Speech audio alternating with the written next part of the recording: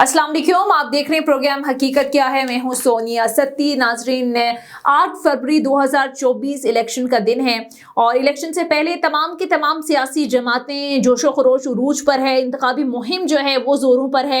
जल्द से जुलूस का सिलसिला भी जारी है। मुख्तलिफ सियासी जमातें अपना मंशूर पब्लिक के सामने रख रही हैं, लेकिन अहम सवाल ये है कि क्या ये मैनिफेस्टो जो आवाम के सामने पेश किया जा रहा है, क्या ये हकीकी मैनिफेस्टो है? क्योंकि हमने देखा कि पिछले कई सालों से, बल्कि कई दहाइयों से मुख्तलिफ सियासी जमातें आवाम को इन्हीं वादों, इन्हीं दावों के जरिए यूं कह लें तो गलत नहीं होगा कि अपनी तरफ माइल करने की कोशिश करती रही हैं, लेकिन बहुत कम ऐसा हुआ है। इवन 10% भी किसी जमात ने अपने मैनिफेस्टो पर काम किया हो। इस बार क्या सूरत हाल मुख्तलिफ होगी? और सबसे बड़ा और अहम सवाल ये कि ये सियासी जमातें आज भी जलसे जुलूसों में, अपनी कोऑर्डिनेट मीटिंग्स में आवाम में जाती हैं तो बड़े बुलंदोबाग आज भी दावे हमें नजर आते हैं कि हम आवाम को रिलीफ देंगे, हम महंगाई कम करेंगे, हम बेरोजगारी खत्म करेंगे, हम बिजली सस्ती कर देंगे।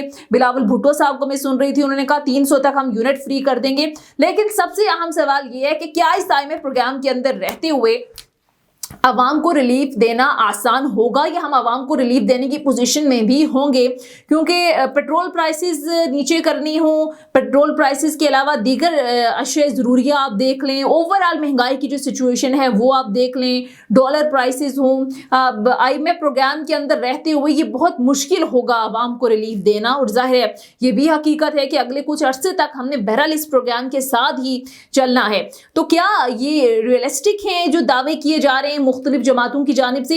ये बड़ा अहम सवाल है और इस पर जरा आज प्रोग्राम में डिस्कस करेंगे। मुख्तलिफ सियासी जमातें अपना अपना मैनिफेस्टो दे रही हैं और मुख्तलिफ जलसे जुलूस भी कर रहे हैं, लेकिन पाकिस्तान तहरीक इंसाफ की जानिब से वही शिकवे शिकायतें जो आज से कई महीने पहले थी कि हमें दीवार से लगाया जा रहा है, हमें उस तरह से खुलकर खेलने का मौका नहीं दिया जा रहा, लेवल प्लेइंग फील्ड ना होने की बातें हो रही हैं। लेकिन इस सारे माहौल के अंदर पाकिस्तान तहरीक इंसाफ का मुस्तकबिल क्या होगा? आज़ाद उम्मीदवार बहरहाल टिकट तकसीम करने का सिलसिला अब शुरू हो गया है। आज़ाद हैसियत से लड़कर क्या ये पाकिस्तान तहरीक इंसाफ के लिए आसान होगा? क्योंकि ज़ाहिर है हॉर्स ट्रेडिंग की भी खबरें सुनाई दे रही हैं, क्योंकि जब सूरत हाल इस तरह से होती है कि आज़ाद हैसियत से किसी भी जमात की उम्मीदवार जो है वो इलेक्शन लड़ते हैं तो फिर इलेक्शन जीत कर आने के बाद सारे मुख्तलिफ जमातें उन्हें ऑफ़र करती हैं, वजारतें ऑफ़र की जा रही होती हैं, तो ये बड़ा मुश्किल होता है फिर पार्टी को या पार्टी के उम्मीदवारों को, जीत कर आने वालों को स्पेशली, उन्हें उस तरह से यूनाइट रखना। तो क्या वाकई शिराजा बिखर गया है पाकिस्तान तहरीक इंसाफ को, या फिर कोई बड़ा सरप्राइज इन इलेक्शन में पाकिस्तान तहरीक इंसाफ दे सकती है? बहरहाल और भी बहुत सारे इशूज हैं जिन पर हम बात करेंगे। प्रोग्राम में हमें ज्वाइन किया है PMLN के सीनियर रहनुमा मलिक मेहरबान साहब, इसके साथ साथ सीनियर एनालिस्ट मुबशिर बुखारी साहब भी प्रोग्राम में हमें ज्वाइन कर चुके हैं। बहुत बहुत शुक्रिया बुखारी साहब आपका भी। आगाज बुखारी साहब आपसे कर लेते हैं। सर, बल्ले के निशान के बगैर PTI अब इंतखाबी मैदान में है। एक तो सर बहुत सारे सवालात इस हवाले से उठ रहे हैं कि ऐसे इंतखाबात पर क्या कोई सवालिया निशान भी होंगे, और दूसरा क्या मुस्तकबिल आप देख रहे हैं? अब ये कहा जा रहा है कि लेवल प्लेइंग फील्ड मांगने गए थे PTI वाले, बल्ला भी गंवा बैठे। ओवरऑल पार्टी के अंदर जिस तरह से दरारें पड़ रही हैं, आज मैं देख रही थी शेर अफजल मरवत साहब के हवाले से भी खबरें आ रही थी कि उन्होंने भी मुहिम, जो इंतखाबी मुहिम उन्होंने चलाई थी वो रोक दी है।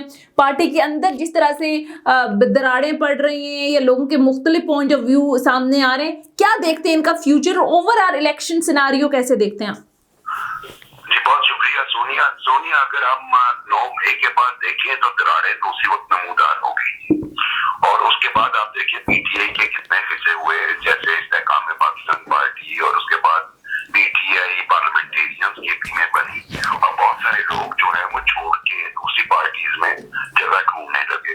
एक तो क्रैक्स हमें उस वक्त नजर आए। उसके बाद पानी PTI का जेल में जाना ज्यादा नुकसानदेह साबित हुआ PTI के लिए, और फिर चूंकि 9 मई का इंसिडेंट पाकिस्तानी तारीख का एक अनोखा इंसिडेंट था, उसके नतीजे में बहुत सारे अभी भी एहतजाज हैं उनके लीडरशिप।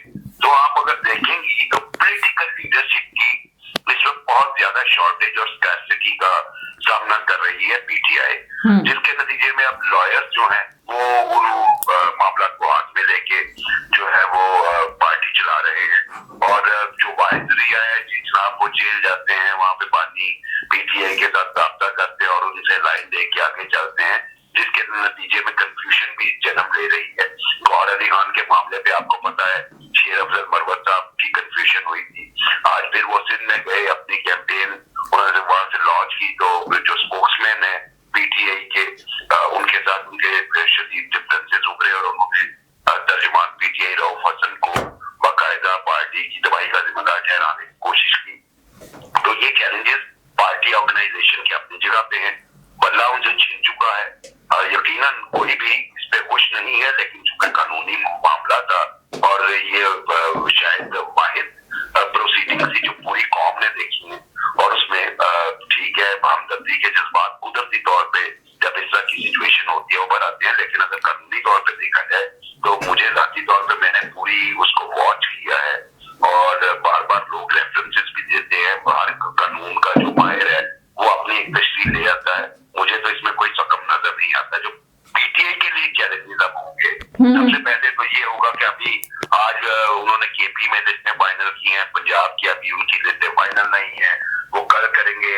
नेशनल लेवल पे भी उन्होंने करनी है, क्योंकि शुरू वाली लिस्ट जब उन्होंने पार्टी टिकट अनाउंस किए तो उस फैसले से पहले उसमें भी काफी ज्यादा कंफ्यूजन नजर आई थी। ठीक है, तो एक तो मामला ये हो जाएगा। दूसरा जो चैलेंज होगा कि चलिए इंडिपेंडेंट्स उनके जीत भी जाते हैं, तो वो चूंकि इंडिपेंडेंट के तौर पे जीतेंगे तो हॉर्स ट्रेडिंग के खदशात हैं वजारतों के चक्कर में। आपको लगता है कि ये लोग तोड़ने की कोशिश करेंगे और लोग टूट भी जाएंगे, ये भी एक बड़ा चैलेंज है बहरहाल? जी बिल्कुल बिल्कुल ऐसा ही लगता है मुझे, क्योंकि जब भी इंडिपेंडेंट कैंडिडेट्स होते हैं फिर उसकी चॉइस होती है, और जब पानी चेयरमैन पीटीआई बाहर नहीं है, जबकि उनकी ऑर्गेनाइजेशन इस वक्त उनको उस तरीके से डिसिप्लिन में नहीं ला सकती, और फिर उनके पुराने कॉर्पोरेट्स जिसमें परवेज खट्टक साहब की बात करें या जहांगीर तरीन साहब की बात करें, दो पार्टीज को लीड कर रहे हैं, तो ऐसी सूरत हाल में मुझे लगता है काफी मुश्किल होगा पीटीआई के बहरहाल पीटीआई के लिए अपना वजूद जितनी वो सीट हासिल करेंगे उस स्ट्रेंथ को कंसोलिडेट करना मुश्किल होगा। मलिक मेहरबान साहब सीनियर रहनुमा पीएमएलएन शामिल गुफ्तगू कर लेते हैं। मलिक मेहरबान साहब, अब तो ये जो टफ कंपटीशन था पाकिस्तान तहरीक इंसाफ बामुकाबला अदर जितने भी ज़ाहिर पॉलिटिकल जमातें, अब तो पीटीआई भी किसी हद तक मैदान से बाहर है, तो फिर क्या तवक्कुआत हैं सर? 2/3 मेजॉरिटी के साथ आ रहे हैं, ये दावे किए जा रहे हैं पीएमएलएन की तरफ से। बिस्मिल्लाहिर्रहमानिर्रहीम। सोनिया, बहुत शुक्रिया आपका आपने प्रोग्राम में लिया। पहली बात तो ये है कि जो मेजॉरिटी की बात है, तो पाकिस्तान मुस्लिम लीग नून ने हर दफा अपनी जो कारकर्दगी है उसकी बुनियाद पर इलेक्शन लड़ा है, और ग्राउंड के ऊपर जो काम किया है उसकी बुनियाद पर वो इलेक्शन जीते हैं। तो इंशाल्लाह अब कौम पूरी को इस बात की समझ आ चुकी है कि 47 से लेके आज पाकिस्तान को बने हुए 75 ईयर्स हो गए हैं, प्लस 75 प्लस ईयर्स हो गए हैं, कि जितने भी प्राइम मिनिस्टर्स रहे हैं उन सब में ज्यादा जिन लोगों ने काम किया मुल्क के लिए और मुल्क को तरक्की के राह पर डाला, वो मियां नवाज शरीफ साहब थे, पाकिस्तान मुस्लिम लीग नून थी।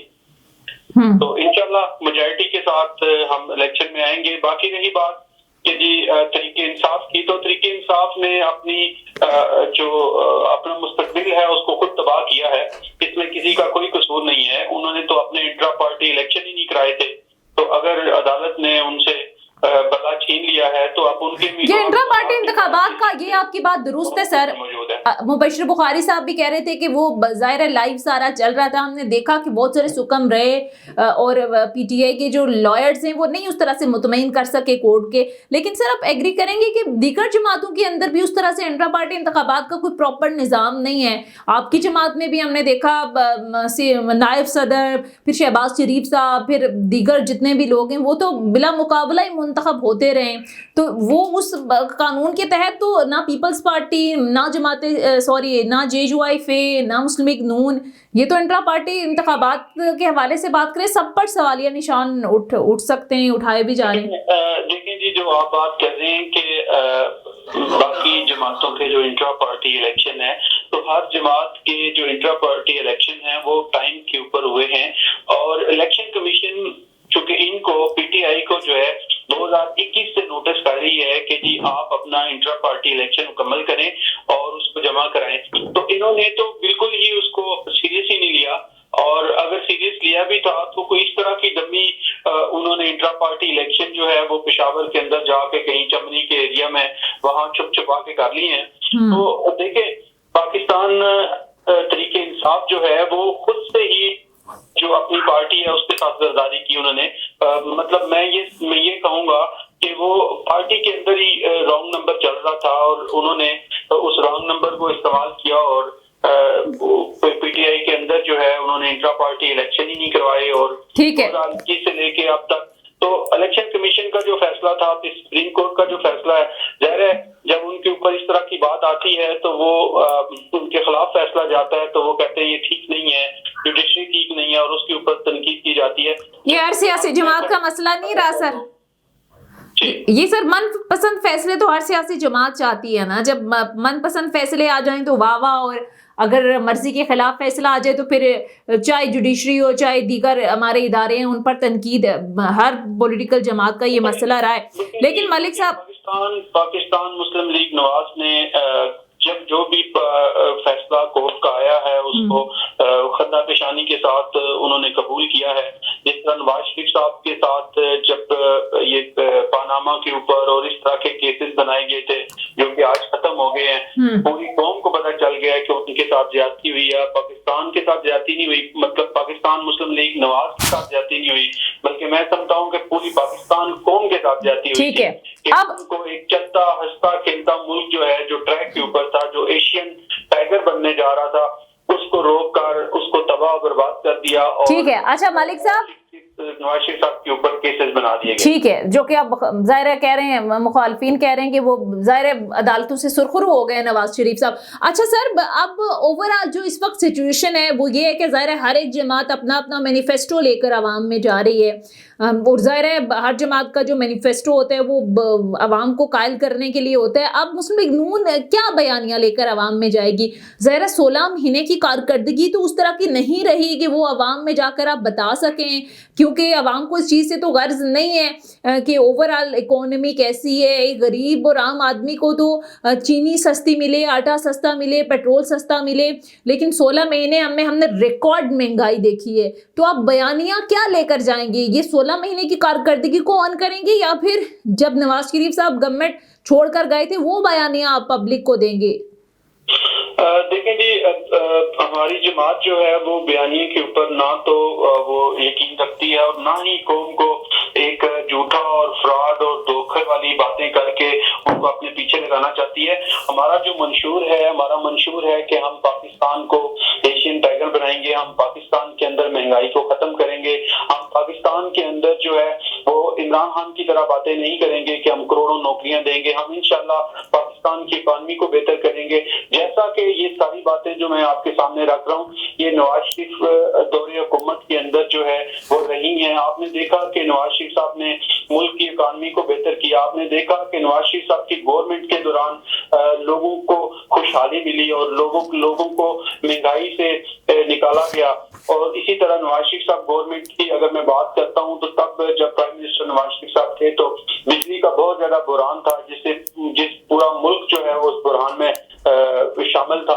तो उसको पाकिस्तान मुस्लिम लीग नवाज के जो ठीक है पॉइंट है उन्होंने निकाला। ठीक है, तो इसी तरह अगर मोटरवेज की बात करते हैं, अगर आप एटमी धमाकों की बात करते हैं, तो ये सारे काम जो हैं वो हमारी पार्टी की मुबश्शिर बुखारी साहब और मियां नवाज शरीफ साहब की मेहनत से। ठीक है, पॉइंट टेकन। चलें देखते हैं कि अब सूरत हाल की सद तक मुख्तलिफ होगी। बात को मानने के लिए तैयार। ठीक है, ठीक है, ठीक है। 2015 में जब आपने देखा कि तजिया नगार जो बाहर के थे इंटरनेशनल, वो तजिया करते थे कि पाकिस्तान जो है वो 2020 तक एशियन टाइगर बनने जा रहा है। बस ये एक मामला आया बीच में और कौम को उसको जो रॉन्ग नंबर दे के उनको ट्रैक से पॉइंट टेकन और फिर मुल्क के ऊपर जो अभी महंगाई और बहुत ये ठीक है। आप ये कह रहे हैं कि ये सब के सब आज जिस नहज पर मुल्क आ पहुंचा है, IMF के शिकंजे में जो हम जकड़े हुए हैं, अवाम को जिस तरह के मुआशी ओवरऑल जो एक सिस्टम की खराबी है, सबका सब आप कह रहे हैं PTI के करता धरता है। अच्छा, ये मुबश्शिर बुखारी साहब आप क्या देखते हैं? अब जाहिर है अगर इलेक्शन तो जाहिर है अब नजर आ रहा है कि होंगे, लेकिन ऐसे माहौल में इलेक्शन उसके बाद आपको लगता है कि एक मुस्तहकम गवर्नमेंट बनेगी या क्या सिनेरियो देखते हैं इलेक्शन के बाद की, अगर स्पेशली हम बात करें? देखिए, एक सबसे पहले बात तो इलेक्शन की क्रेडिबिलिटी लिजिटिमेटी के हवाले से ये बड़ा सवाल उठाया जा रहा है। लेकिन मेरा उन लोगों से सवाल है, क्या 2018 के इलेक्शन को क्रेडिबल समझा जा रहा था या 2013 के इलेक्शन को क्रेडिबल समझा जा रहा था? 2013 में हमने 35 पंक्चर वाली बात सुनी, 2018 में हमने और जो ब्रेकिंग की एक बड़ी वेव, जब प्री-पोल रेटिंग में ये हुआ कि बहुत सारी जो इलेक्टेबल्स हैं उन्हें दूसरी पार्टीज में भेज दिया गया। तो ये तकरीबन मोर और लेस हर इलेक्शन में होता है। मसला ये है कि कौम को ये सोचना है कि अब हमने किस सब्ज में जाना है। जो भी इलेक्शन हो रहे हैं तो उन्हें ट्रांसपेरेंट रखने की भरपूर कोशिश की जाए। उसके लिए कोई रॉकेट साइंस दरकार नहीं है। फॉर्म 45 के ऊपर सिग्नेचर आपके जो है पोलिंग एजेंट्स के हों, और अगर 240 पोलिंग स्टेशन है वहां पे आपके पोलिंग एजेंट हों, और वो फॉर्म 45 जो प्रिजाइडिंग ऑफिसर है उसके सिग्नेचर्स के साथ ले आए, तो वो मेरा ख्याल है इलेक्शन को रिग करना नामुमकिन सा हो जाता है। एक बात तो ये, दूसरी बात ये जो प्री पोल रिगिंग की सर बात कर रहे हैं कि इलेक्शन से पहले उस तरह से खुलकर खोलने का मौका नहीं दिया गया हमें, उस तरह से जिस तरह से इंतखाबी निशान की बात हो रही है, जिस तरह से पकड़ धकड़ के इल्जामात लगा रहे हैं। यकीनन देखिए सोनिया, सफोकेशन तो उनके लिए है, इसमें तो डिनाई किया ही नहीं जा सकता। जिस पार्टी को शिकस्तों रेख से दो चार किया गया वो भी अपनी जगह पे मौजूद है, लेकिन ये भी एक हकीकत है कि उनका वोट बैंक भी मौजूद है और वो अपने वोट बैंक को काम में लाके, फॉर एग्जाम्पल मुझे जो सूरत हाल नजर आ रही है, मुझे इन सारी बातों के बावजूद एक हंग पार्लियामेंट नजर आती है इन इलेक्शन के नतीजे में, जिसमें किसी के पास भी क्लियर मेजोरिटी नहीं होगी, सिंगल हैंडेड गवर्नमेंट बनाने के काबिल शायद कोई पार्टी। तो वो मुस्तहकम गवर्नमेंट होगी मुबश्शिर बुखारी साहब, अगर उस तरह की गवर्नमेंट बनती है, वो फिर आपको नहीं लगता बैसाखियों पर खड़ी गवर्नमेंट, ना अपनी मर्जी के फैसले, कभी एक ने ब्लैकमेल किया कभी दूसरे ने ब्लैकमेल किया। अर्ज करने जा रहा हूँ सोनिया कि अब ये डिफाइनिंग मोमेंट है पाकिस्तान के लिए। कौम को और पॉलिटिकल फोर्सेस को और स्टेक होल्डर्स को डिसाइड करना पड़ेगा कि हमने किस समझ में जाना है। क्या बैसाखी आप सारी उम्र ये सोचती रहेंगी कि जी हम बेनिफिशरी हो, और जब हमारे बेनिफिट्स पूरे हमें ना मिल रहे हो हम हुकूमत गिरा दें? तो ये मेरा ख्याल है कि हमें इससे बाहर आना पड़ेगा, और वही जो नेशनल इंटरेस्ट के लिए जो कंप्रोमाइज या जिस यूनिटी का मुजाहरा करना चाहिए, ये तमाम पॉलिटिकल पार्टीज बशमूल पीटीआई के, ये सबको सोचना पड़ेगा और एक नई राह का तयन करना पड़ेगा, जहाँ पे कम अज कम आप पार्लियामेंट को जो है वो प्राइम अदारा समझे पाकिस्तान का, और पाकिस्तान के तमाम मसाइल वहाँ पे बाहमी रवाबित के जरिए, बाहमी मशवरे के जरिए, पार्लियामेंट के जरिए हल किए जाए, ना कि अगर आपके मनपसंद रिजल्ट्स ना आए तो आप बाहर सड़कों पे निकल आए। हमें ये रविश भी तर्क करनी पड़ेगी। ठीक है। अच्छा मलिक साहब, ये जिस तरह से अभी मुबश्शिर बुखारी साहब भी बात कर रहे हैं कि अगर क्रेडिबिलिटी की बात करें इलेक्शन की, ज़ाहिर है इस बार भी बड़े सवालात उठ रहे हैं, खासकर जो आपके मुखालिफिन हैं वो बड़े इल्ज़ामात लगा रहे हैं, लेकिन ये तो 75 सालों से होता आ रहा है कि जितने भी इलेक्शन हुए हैं, एक को गालिबन छोड़कर बाकी सब इलेक्शन में धांधली का शोर होता रहा। कभी भी जीतने वाली जमात ने या हारने वाली जमात ने जीतने वाली जमात की जीत को तस्लीम नहीं किया, बल्कि यही कहा जाता रहा कि ये रिग इलेक्शंस हैं और हर इलेक्शन में मुख्तलिफ इल्ज़ामात लगते रहें। और आपको लगता है कि इस बार भी सूरत हाल ऐसी ही होगी, प्री पोल रिगिंग के जिस अंदाज में इल्ज़ामात लगाए जा रहे हैं, और तब शायद सूरत हाल मुख्तलिफ थी, अब तो मुआशी हवाले से भी हम इस नहज पर आ गए, इस दलदल में फंस चुके हैं कि स्टेबिलिटी बहुत ज़रूरी है, मुल्क की इस्तेहकाम बहुत ज़रूरी है, क्योंकि सियासी इस्तेहकाम जुड़ा है मुआशी इस्तेहकाम से। अभी आप बात कर रहे थे कि नवाज शरीफ साहब की गवर्नमेंट में क्या क्या कामयाबियां हमने समेटी, आपको नहीं लगता कि वो सूरत हाल मुख्तलिफ थी? अब तो हम IMF के शिकंजे में इस तरह से जकड़े हैं कि उनके इजाज़त के बगैर तो हम कुछ भी नहीं कर सकते, इवन अपनी आवाम को रिलीफ भी नहीं दे सकते। तो इस IMF प्रोग्राम के अंदर रहते हुए कैसे तवक्को करे आवाम रिलीफ की किसी भी जमात से? देखिए, एक बात तो ये है कि बड़ी खूबसूरत बात आपने खुद कर दी है कि इलेक्शन में हर दफा जो जमात जीतती है वो दूसरी जमात के ऊपर इल्जामात लगाती है कि इलेक्शन के अंदर रिगिंग हुई है और इस तरह की बातें हुई हैं। देखिए, जो लोग पाकिस्तान के लिए काम करना चाहते हैं, मुल्क की तरक्की के लिए काम करना चाहते हैं, तो उनका हमेशा एक ही मिशन होता है उस जमात का कि वो मुल्क और कौम की तरक्की के लिए काम करें। तो पाकिस्तान मुस्लिम लीग नून जो है वो इलेक्शन जीते या इलेक्शन हारे, हर लम्हा हर वक्त जो है वो पाकिस्तान की खुशनुमा होते हुए पाकिस्तान की तरक्की के लिए काम करती है। और दूसरी रही बात जो आपने बात की है कि जी क्या कौम जो है वो आगे क्या देखती है कि किस तरह से अब मुल्क को किस ट्रैक पर लेकर जाया जा सकता है। देखिए बिल्कुल आपकी बात ये बड़ी अच्छी और खूबसूरत बात है कि इस वक्त मुल्क को वो लोग चाहिए, वो सियासतदान चाहिए जो मुल्क को संभाल सके और मुल्क के अंदर ये जो सियासी सूरत हाल है इसको भी देखते हुए, मुल्क के अंदर जो महंगाई है, इस सारी चीजों को देखते हुए जो बिगड़ती सूरत हाल है इसको रोक कर मुल्क को तरक्की के राह पे गामजन करे। आपने पहले सवाल में जैसे कि आपने कहा था सोनिया के लोग आपसे पूछेंगे कि 2000 सारी जो आपने 16 माह जो आपने हुकूमत की है पाकिस्तान मुस्लिम लीग नवाज ने, उसके अंदर बहुत ज्यादा महंगाई थी। देखिए अगर उस सवाल की तरफ मैं आता हूँ या उस बात की तरफ आता हूँ तो उस वक्त जो मुल्क है वो डिफॉल्ट की तरफ जा रहा था। तो वाहिद जमात है पाकिस्तान मुस्लिम लीग नून जिसने मुल्क को संभाला और उसको डिफॉल्ट से निकाला। वो के घर अवाम के ऊपर बोझ पड़ा महंगाई का और इनके लिए भी मुश्किलात हुई, जितने भी गवर्नमेंट के अंदर थे उस वक्त प्राइम मिनिस्टर साहब के लिए भी और उनकी पूरी टीम के लिए मुश्किलात हुई। तो मुश्किलात तो हर दफा आपको फेस करनी पड़ती हैं और अब आपको इंशाल्लाह लगेगा कि पाकिस्तान मुस्लिम लीग नवाज जो है वो मुल्क को तरक्की के राह पे डालेगा, क्योंकि ठीक है चलें देखते हैं जो लोग हैं वो अब जेल के अंदर हैं। ठीक है, बहुत बहुत शुक्रिया। वक्त खत्म हो गया मलिक साहब, वक्त खत्म हो गया। बहुत बहुत शुक्रिया मलिक मेहरबान, सीनियर रहनुमा PMLN और सीनियर एनालिस्ट मुबशर बुखारी साहब प्रोग्राम में हमारे साथ मौजूद थे। नाज़रीन इलेक्शन अब सर पर हैं, मुख्तलिफ सियासी जमातें मुख्तलिफ किस्म के दावे कर रही हैं। अब देखना ये कि कौन सी जमात बरसर इक़्तिदार आती है और सबसे अहम बात कि आवाम को देने के लिए क्या इनके पास कुछ है या नहीं। बहरहाल वक्त खत्म हो गया नाज़रीन, अगले प्रोग्राम तक इजाज़त दीजिए। खुदा हाफिज़।